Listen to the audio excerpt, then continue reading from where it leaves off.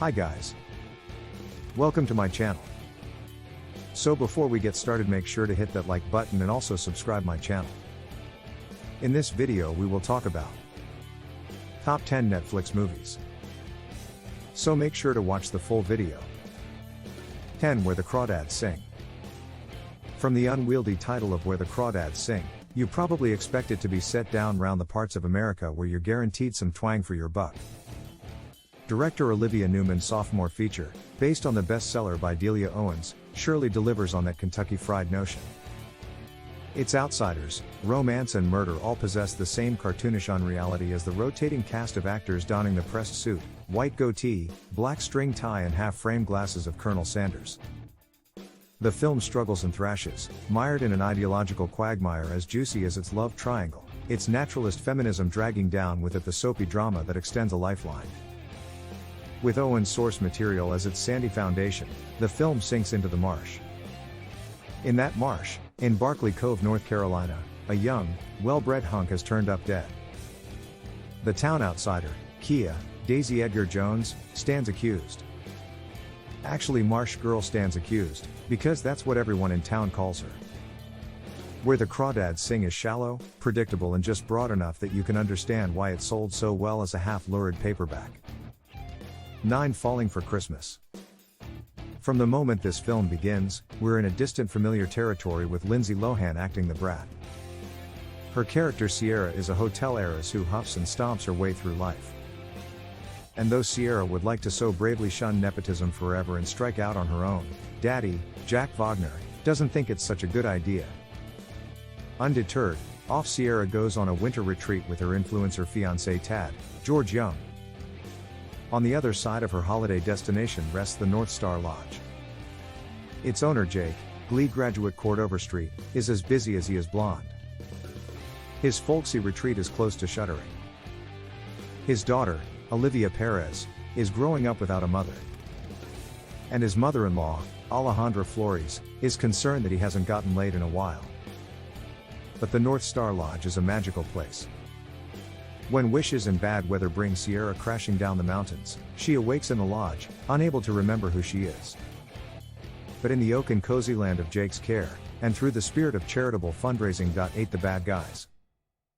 With its stellar cast led by Sam Rockwell, Marc Maron, Awkwafina, Craig Robinson, and Anthony Ramos, and an original storyline with a gang of anthropomorphic thieves as the protagonists, The Bad Guys was a critical and commercial success. Following the criminal exploits of a big, bad wolf, Rockwell, a snake, Maron, a tarantula, Awkwafina, a shark, Robinson, and a piranha, Ramos, on a path to redemption, the DreamWorks animation film is now streaming on Netflix. 7. Capturing the Killer Nurse. We highly recommend Netflix's true crime drama The Good Nurse starring Eddie Redmayne as Charlie Cullen, a nurse who systematically killed dozens of patients in 9 different hospitals over 16 years, and Jessica Chastain as Nurse Amy Luffren. Netflix knew you might want to learn more about the story of the real-life Cullen because Netflix knows we all can't get enough of our world's most horrible people. Enter this true crime documentary from Tim Travers Hawkins. 6. His House. Nothing sucks the energy out of horror than movies that withhold on horror. Movies can scare audiences in a variety of ways, of course, but the very least a horror movie can be as scary instead of screwing around. Remy Weeks' House doesn't screw around. The film begins with a tragedy, and within 10 minutes of that opening handily outgrudges the grudge by leaving ghosts strewn on the floor and across the stairs where his protagonist can trip over them. Ultimately, this is a movie about the inescapable innate grief of immigrant stories, a companion piece to contemporary independent cinema like Jonas Carpignano's Mediterranea.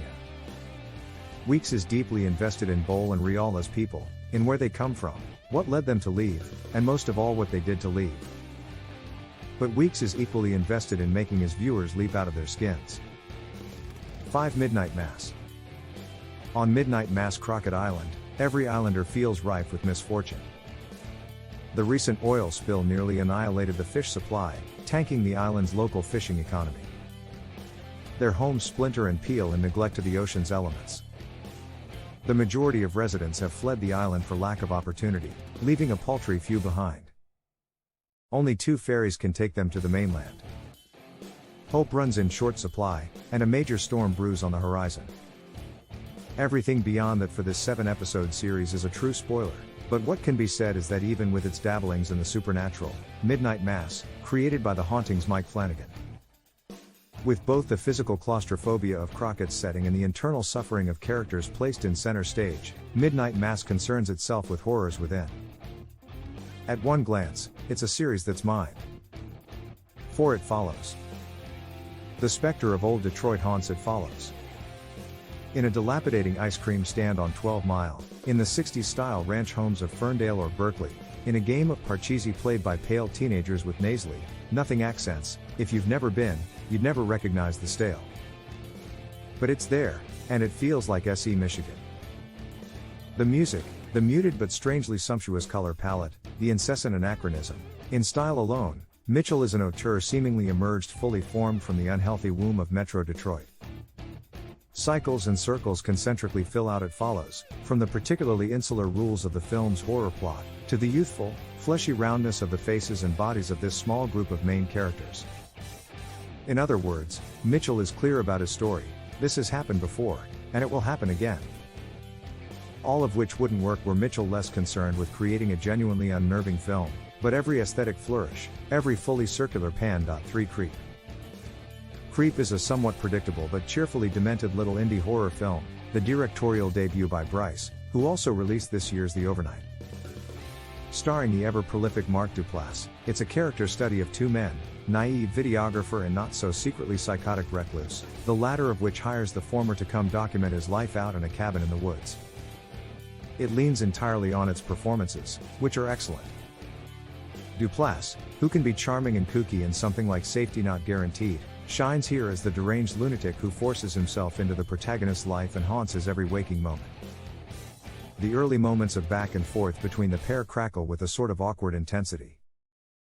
Anyone genre savvy will no doubt see where it's going, but it's a well-crafted ride that succeeds on the strength of chemistry between its two principal leads in a way that reminds me of the scenes between Domhnall Gleeson and Oscar. 2. I'm Thinking of Ending Things. Many viewers will think of I'm Thinking of Ending Things not long after it started. A cross-dissolve cascade of crude shots details the interior of a farmhouse or an apartment, or the interior of an interior. A woman we have not yet seen is practically mid-narration, telling us something for which we have no context. It feels wrong, off-putting. Something is not right. This is not how movies are supposed to work. Finally, we see the woman, played brilliantly by Jessie Buckley. She is standing on the street as puffy snowflakes start to fall, like we're within a 3D snow globe with her. She looks up at a window a couple stories up. We see an old man looking down out of a window. We see Jesse Plemons looking down out of a window. We see Jesse Plemons in the next shot picking up Jessie Buckley in his worn car. The movie music twinkles and swirls. Jessie Buckley's Lucy or Lucia or Amy is thinking of ending things with Jesse's Jake. Things aren't going to go anywhere good, seems to be the reasoning. Jake drives the car and sometimes talks. His behaviors seem fairly consistent until they're not, until some gesture boils up like a foreign object from another self. Louisa or Lucy is forthcoming, a fountain of personality and knowledge and interests. But sometimes she slows to a trickle, or is quiet, and suddenly she is someone else who is the same person but perhaps with different memories, different interests. 1. Crimson Peak. Crimson Peak follows the traditions of Gothic romance by design. I made this movie to present and reverse some of the normal tropes, while following them, of the Gothic romance, Del Toro says on the Arrow Blu-ray's audio commentary track. The exchange between Thomas and Edith in this scene is crucial to what the film's trying to accomplish. I am sorry, he says to her, the manuscript on her desk having caught his eye. I don't mean to pry, but this is a piece of fiction, is it not? What do you think about our video? Let me know in the comments section below. If you enjoyed this video, make sure hit that like button. Also subscribe our channel before you go.